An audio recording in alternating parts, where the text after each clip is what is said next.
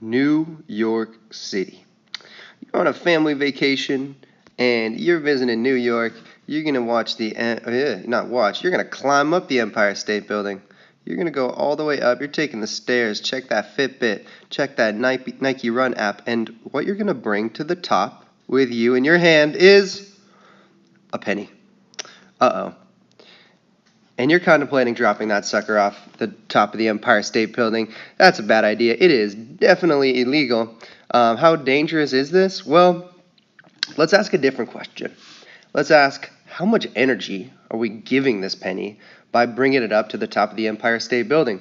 We're raising an object that has mass in Earth's gravitational field. That gives that sucker gravitational potential energy. And we always write gravitational potential energy like this. Gravitational potential energy, UG. You'll see other groups write it GPE. You'll see other groups write it just potential energy. That's all cool. We just got to stay consistent. Let's use this one, gravitational potential energy. Boom. What do we know about gravitational potential energy? We know that gravitational potential energy equals mass times the acceleration due to gravity times the height at which you bring that object. Easy peasy lemon squeezy, but it's just going to be harder if you don't memorize this. So please just make some flashcards, memorize the formula or the relationship of gravitational potential energy. So let's start tackling some of these variables. Let's first tackle the height.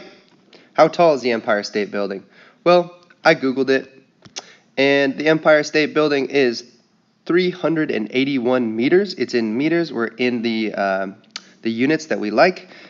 Please just don't look at my previous search history, team. I'm embarrassed. Okay, so we know that the height equals 381 meters. I'm happy. Next thing to check. Let's see, what's the mass? The mass of the penny. So how massive are pennies? Well, Google it, and we find that pennies are 2.5 grams. That is not very massive, especially when we look at the number, converting it to kilograms, which is what we need. We're not in our favorite scientific base here for mass. So if we convert 2.5 grams to kilograms, it's really easy. All you got to do is go over 3 decimal places, because there are 1,000 grams in 1 kilogram. 0.0025 kilograms. You'll find that too. If it's an older penny from 1982, it has 3.1 grams. You can try to figure out why that might be, but let's pretend that we're using a new penny, man, because let's not use old pennies. Those things are gross. All right, let's copy this thing. It's so dirty. Okay. So we know that our mass equals